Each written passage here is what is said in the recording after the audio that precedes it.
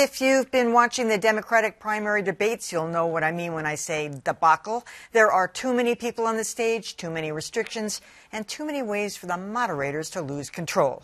Case in point, CBS's debate this week. Now, here are the rules for the next 2 hours. Seemed simple enough. Everyone gets a minute 15 to answer a question plus 45 seconds for follow-ups.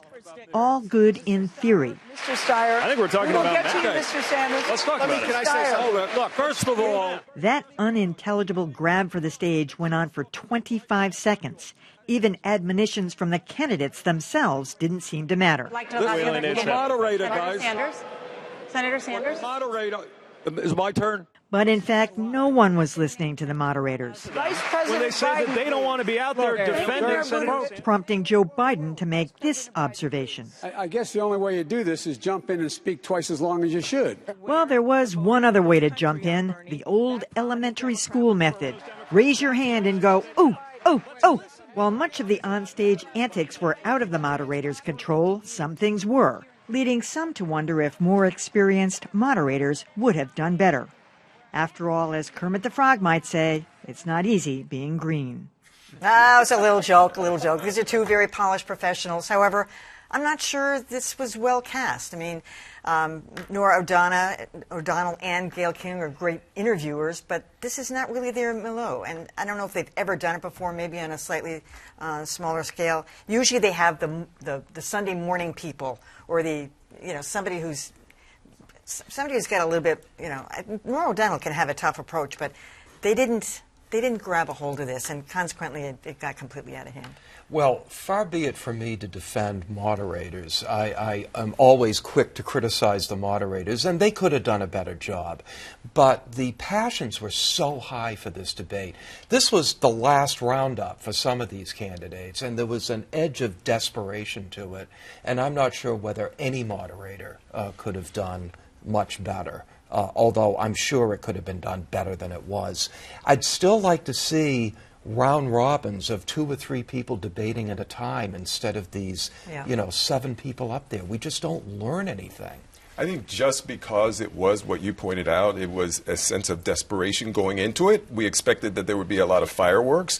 And so I think CBS should have done a better job of anticipating that and maybe slowing it down before it got to the point where it did. I think I've never done something at this scale, but anytime you're moderating, you have to kind of gauge what the temperature is of the people who are part of this, and then if they are starting to take off, you have to at times almost say time out. You have to shut it down, stop, and start over, because nothing is getting done. When this happens, it really is kind of drive-by entertainment, and I don't believe there's a lot of substance coming out of it. In this particular case, I think they should have done a better job of controlling it. Well, I don't agree that a chaotic debate, as this one was, as the last one out in Las Vegas was, is without meaningful content, information for voters to learn from.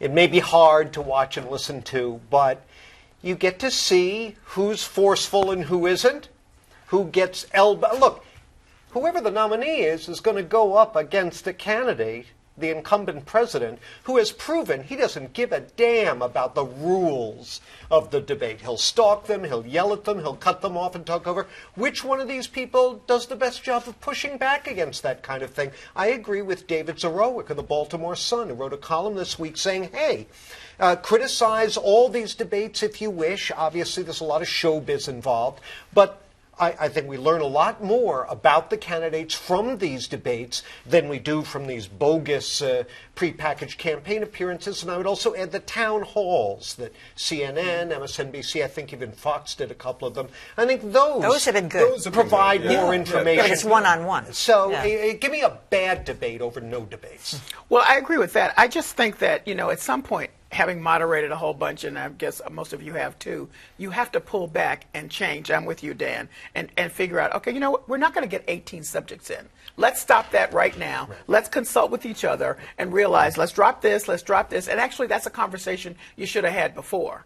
There are some things we're not going to get to because if it devolves into that, we want to make sure that there is some conversation of worth about at least one or two topics, and just having people just saying to them, Mr. Saunders, we're changing the subject, is not useful. Exactly. It's not useful. You need to pick something and then just say at the end, we couldn't get to X because you all did not, you agreed to the rules and then didn't stick to them. So I think you have to say that. I think you also have to remind the audience that these people did agree to a set of rules and they're not doing it. Yeah, but I felt like those questions were in the can like 6 weeks ago. You're probably They didn't right. ask about coronavirus. Should have been the first question. The questions were terrible. Well, that's a different. That's Yeah, yeah. Well, No, but the you're right about moderators that. have some Yeah. control over Right. that.